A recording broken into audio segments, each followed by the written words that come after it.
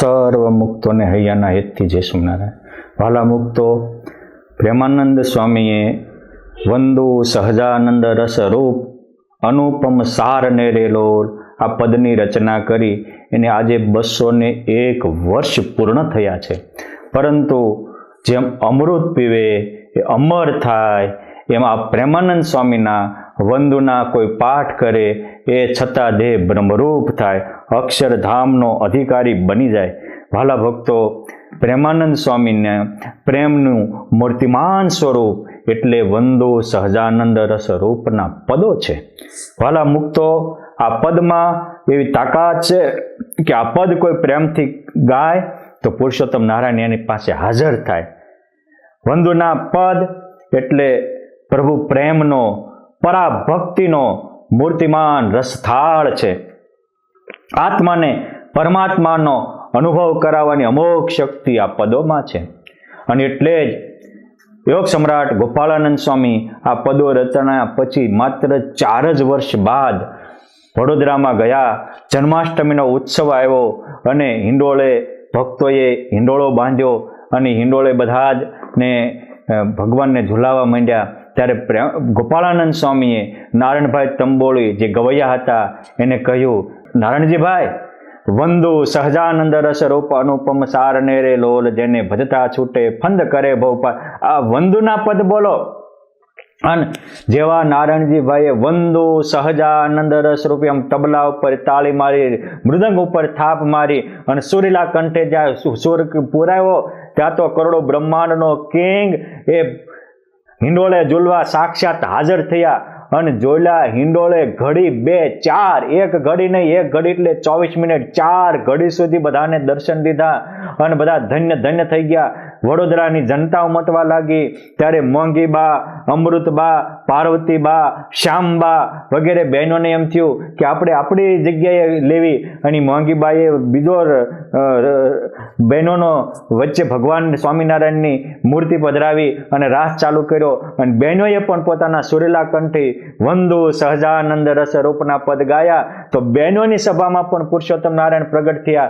જેમ ગોપીઓને શ્રી કૃષ્ણ ભગવાને મહાસુખ આપ્યું, એમાં વંદુના પદને ગાયને રાસ લેનારી બહેનોને પણ પુરુષોત્તમ નારાયણે પોતાના પરમાનંદથી છલકાવી દીધા. આ જેના ગાન થાય અને પુરુષોત્તમ નારાયણ હાજર થાય એવા પદ એટલે મારા બાપ વંદુ સહજાનંદના પદો છે.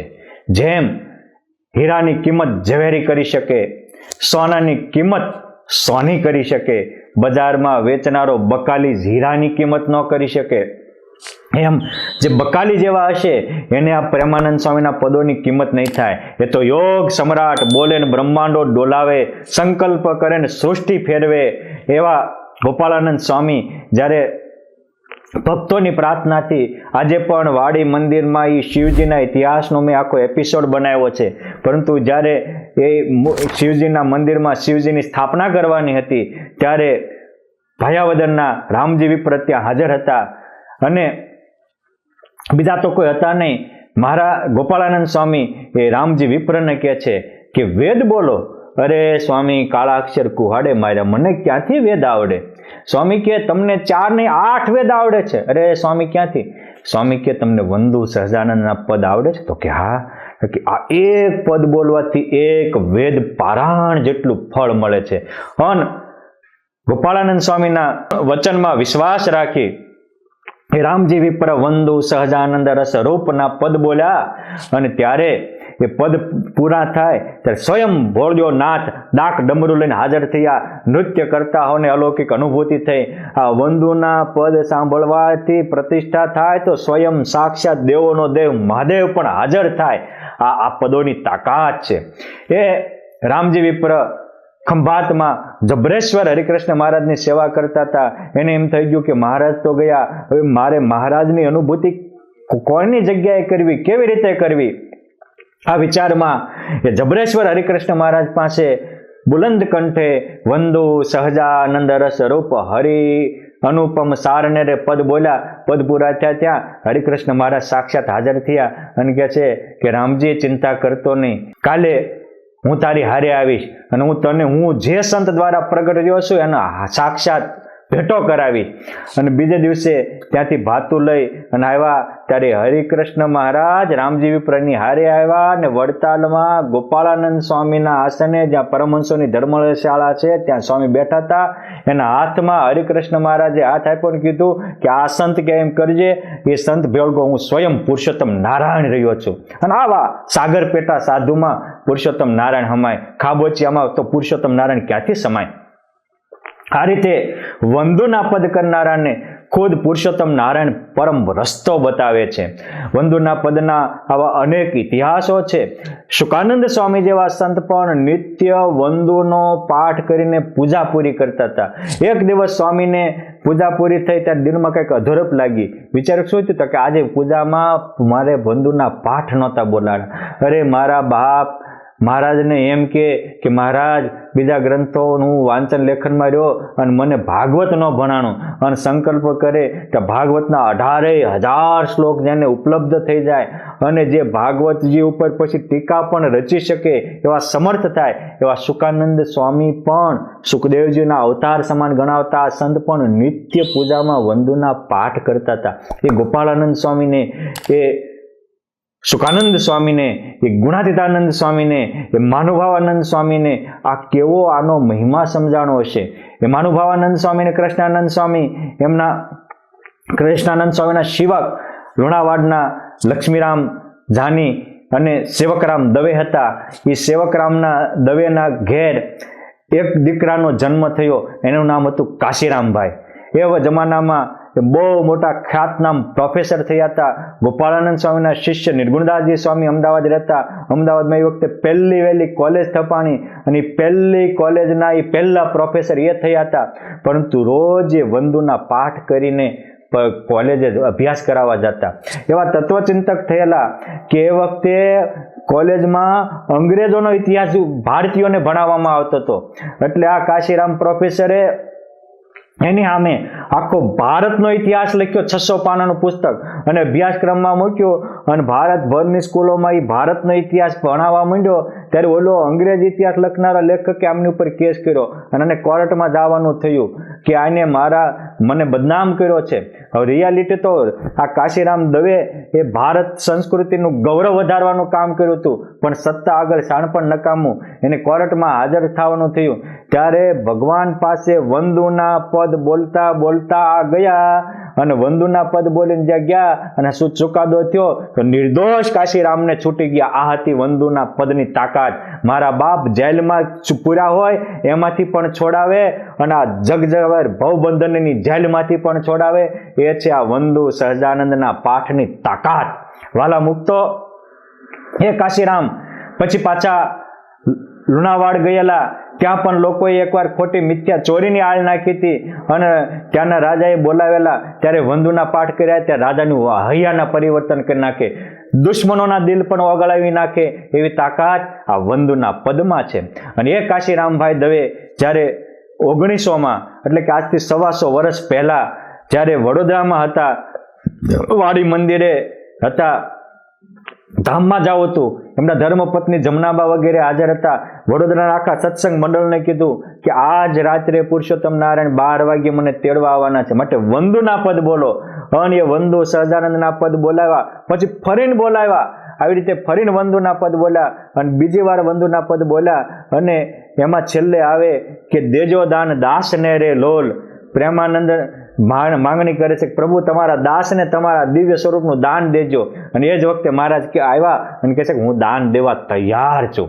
આવી રીતે ભવબંધનથી છોડાવીને પણ એ પ્રેમાનંદ સ્વામીના પદોના પ્રતાપે કાશીરામભાઈ ડંકો વગાડીને ધામમાં ગયા ત્યારે અનેકને દિવ્ય દર્શન થયા હતા. મુક્તરાજ કાશીરામભાઈ એવું આખું નડિયાદના શ્રી પ્રોફેસર રમેશભાઈ પંડ્યાએ પુસ્તક લખ્યું છે. એમાં બધા જ પ્રસંગો વિસ્તારથી લખ્યા છે. અરે ત્યારની ક્યાં વાત કરીએ છીએ, હજી આ એક આધ વર્ષ પહેલા જ તે સુરતના ખ્યાતનામ લબ્ધ પ્રતિષ્ઠિત રાકેશભાઈ દુધાત એમના માતુશ્રી ધામમાં ગયા ત્યારે પણ એને છેલ્લે વંદુના પાઠ બોલાવ્યા હતા. અને વંદુના પાઠમાં એમના પુત્ર વધુ એક કડી બોલી ગયા હતા કે ફરીને બોલો મહારાજને આખા પદ સાંભળવા. અરે મારા બાપ પ્રેમાનંદ સ્વામીને મોઢે સાંભળવા લાલાયિત રહેતા, એ આજ 200 વર્ષે પણ એ પદો સાંભળવા પુરુષોત્તમ લાલાયિત રહેશે. આ પદની કેવી દિવ્ય ભવ્યતા અલૌકિકતા છે. અને એમને પણ એ પદોના અંતિમ પદ પૂરું થયું ત્યારે પુરુષોત્તમ નારાયણ આ મને તેડવા આવ્યા એમ કહીને ધામમાં ગયા. આ સ્વામિનારાયણ સંપ્રદાયની દિવ્યતા આ કહેતા હતા અને કહેતી વાત નથી. આજે પણ એ રાકેશભાઈ દુધાત સુરતમાં હાજર છે, એમનો આખો પરિવાર છે અને એમની માતુશ્રીની શ્રદ્ધાંજલિ અર્પવા માટે તો ગુજરાતના ગવર્નર, મહાવિદ્વાન, સંસ્કૃત અને આપણી ભારતીય સંસ્કૃતિના પ્રેમી, પ્રાકૃતિક ખેતીના પોષક એવા આચાર્ય શ્રી દેવવ્રતજી પણ એની શ્રદ્ધાંજલિ સમર્પણ કરવા સુરત પધાર્યા હતા.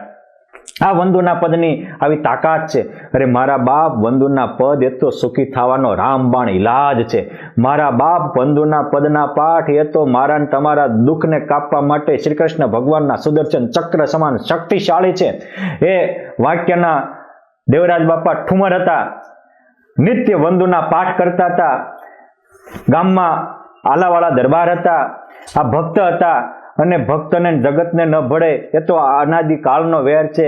એ પ્રગટ હોય ત્યારે સ્વીકારી લે તો મારા બાપ બેડો પાર થઈ જાય. ઘણીવાર અમારા જેવાને અમારે હૃદયની વેદના કહેવી પડે કે રામ હતા ત્યારે માણસે રામને સાથ ન આપ્યો, શ્રી કૃષ્ણ હતા ત્યારે એના સહયોગીઓ કૃષ્ણને સાથ આપનારા પાંડવો સિવાય કેટલા હતા. એમના દીકરાઓ પણ એમને નહોતા ઓળખતા હતા, માત્ર લૌકિક લાભ લેતા. અરે રાણો પ્રતાપ જ્યારે દેશને બચાવવા મથતો હતો ત્યારે કેટલાક ક્ષત્રિયોએ રાણાને હાથ આપ્યો હતો. આજે કે અમારા ક્ષત્રિયોમાં રાણા પ્રતાપ થયા, પણ હતા તેથી કેટલાએ સાથ આપ્યો હતો. મારા બાપી છત્રપતિ શિવજી લડતા તેથી એને કેટલાએ સાથ આપ્યા હતા. અને ભારતના 562 રજવાડા એક કરવા હતા ત્યારે વલ્લભભાઈ પટેલને પણ સાથ આપનારા કેટલા હતા. માટે પ્રગટને સાથ આપે અને પ્રગટ હોય એને ઓળખી લે તો મારા બાપ બેડો પાર થઈ જાય, કરોડો જન્મની કસર ટળી જાય અને પળમાં આત્મામાં પરમાત્માની અનુભૂતિ થાય. આ આલાવાળા આ દેવરાજભાઈ ઠુમર પ્રગટ હતા, એનો વિરોધ કરતા હતા, પરંતુ કાળનું કામ કરતા હોય. એમને હાથણી જેવી ભેંસો હતી, એમાં એક ભેંસને જીવાત કરડવાથી મૃત્યુ પામી, અનેક ઉપાયો નિષ્ફળ ગયા. ત્યારે કોઈકે કીધું કે આ દેવરાજ બાપા છે એ આવે તો કામ થાય. અને દેવરાજ બાપા તો વંદુના પદ બોલીને કોકને કાળો નાગ ચડ્યો હોય ને એને રજ નાખે બેઠા મળદા બેઠા થતા હતા. દેવરાજ બાપા જ કોક વંદુના પદ બોલીને આમ ઉભા રહે તો ભૂત પ્રેતાદિક ભાગી જતા હતા. વંદુના પાઠથી તાકાત હતી. એટલે વાળા આવીને કીધું કે બાપા મારી ભેંસ મરી ગઈ છે, દેવરાજ આવીશ? સારું આવું છું. આલાવાળા ઘરે ગયા, મંદિરની વાળી ચરણરજ લઈ અને પહોંચ્યા ત્યાં તો ભેંસને એક હાથે એક જીબડો બારો નીકળી ગયેલો અને ઢળી પડેલી. આલાવાળા કહે છે કે દેવરાજ બહુ મોડું થઈ ગયું, થોડુંક વહેલું આવું હતું. કશું સાંભળ્યા વિના ભેંસ પાસે જઈ અને એ પ્રસાદીની ચરણરજ છાંટી અને વંદુ સહજાનંદ રસ રૂપ અનુપમ સાર નેરે લોલ આ એક પદ બોલ્યા. જેને ભજતા છૂટે ફંદ કરે ભવ પાર નેરે લોલ, વાલા તારી મૂર્તિ અતિ રસ રૂપ રસિક જોઈ ને જીવે રે. આમ પદ બાય પદ બોલતા ગયા. 4 પદ બોલ્યા ત્યાં તો જીભ અંદર લીધી. 5મું પદ બોલ્યા ત્યાં તો માથું થોડુંક ઊંચું કર્યું. 6ઠું પદ બોલ્યા ત્યાં તો ભેંસ બેઠી થઈ, આમ વ્યવસ્થિત થઈ ગઈ. 7મું પદ બોલ્યા ત્યાં તો ઊભી થઈ અને 8મું પદ બોલ્યા ત્યાં તો ખીલે જઈને ખાવા માંડી. જોનારા બધા મોટા મોટા વિરોધીઓ હતા એના ડોળા પોળા થઈ ગયા અને કહે છે દેવરાજ તારી ભક્તિ સાચી અને તું ભગત સાચો. અરે મારા બાપ, આ તો પ્રેમાનંદ સ્વામીના વંદુના પાઠનો પ્રતાપ છે. આવી રીતે મળદા બેઠા કરે એવી તાકાત આ અજમાવેલી વાત છે. કહેતા હતા ને કહેતી હતી, ખાનગી વાત નથી. આ ઇતિહાસના ચોપડે લખાયેલી અમર કથા છે. જેટલું આપણે આ ઇતિહાસને ગૌરવવંતો મહિમાથી સાંભળશું એટલી આપણને અનુભૂતિ થશે. આ ઘટનાને સાંભળીને અહીંયા વડોદરાના સાવલી જિલ્લાના રામનગરના રમેશભાઈ પટેલ, હું એના ઘરે ગયેલો, એને મને વાત કરેલી, આ હગાકાને સાંભળેલી વાત છે. એ હરિસ્વરૂપ સ્વામી જ્યારે કથા કરતા હતા ત્યારે એમને પણ એને પોતાની અનુભૂતિ લખીને મોકલી હતી. એની ભેંસ મરી ગઈ તો એને પણ આ દેવરાજ બાપાનો પ્રસંગ સાંભળી અને ભેંસ પાસે બેસી અને વંદુ સહજાનંદ રસ રૂપ અનુપમ સાર નેરેલો આ પદ બોલ્યા. 8 પદ બોલ્યા ત્યાં એની મરેલી ભેંસ બેઠી થઈ. પછી 4 વર્ષ સુધી જીવી હતી. મેં એને જોયેલી. મારે કહેવાનું કે આવી રીતે ભેંસું બેઠી થાય. અરે અંતે પુરુષોત્તમ નારાયણ તેડવા આવે અને એક બેનને તો એના પતિ બિનસત્સંગી હતા, નિત્ય ગાળ્યું દેતા, પણ આ બેન રોજે વંદુના પાઠ કરવા માંડ્યા તો એના આખા પતિનું પણ પરિવર્તન થઈ ગયું. આવી રીતે કુટુંબમાં પણ સંપ કરાવે, પરસ્પર ભાઈઓમાં પણ એકતા કરાવે, અને અંતે પુરુષોત્તમ નારાયણ પોતાનું ઘરનું પેટ્રોલ પૂરી વિમાન લઈને તેડવા આવે. એવી તાકાત કોઈ પદમાં હોય તો આ વંદુ સહજાનંદ રસ રૂપના પદમાં તાકાત છે. વંદુના પદનું અનુષ્ઠાન કરજો, અનુભવ થશે. રોજે તમારે એક પાઠની શ્રદ્ધા હોય તો 1, 5 કે 11 પાઠ રોજે ગાશો તો તમારા બધા જ મનોરથ પૂર્ણ કરશે. એવો આ પદો ઉપર ગોપાળાનંદ સ્વામીનો, મોટા મોટા સંતોનો, પુરુષોત્તમ નારાયણનો આશીર્વાદ છે. માટે આ આશીર્વાદના અધિકારી બની આપ પણ સર્વે એટલા પ્રસંગો સાંભળી આમાંથી દિવ્યતાનો અનુભૂતિ કરી અને આત્મામાં પરમાત્માની અનુભૂતિ કરો. તમામ દુઃખ અને દોષોથી મુક્ત થઈ સુખેથી જીવન જીવો એવી શક્તિ, ભક્તિ અને શ્રદ્ધા ભગવાન તમારા અંતરમાં પણ પ્રગટ કરે એવી પ્રેમાનંદ સ્વામી જેને ઈષ્ટ માનતા એવા સહજાનંદ સ્વામી અને તમામ મુક્તોના પાવન ચરણોમાં પ્રાર્થના. જય સ્વામિનારાયણ.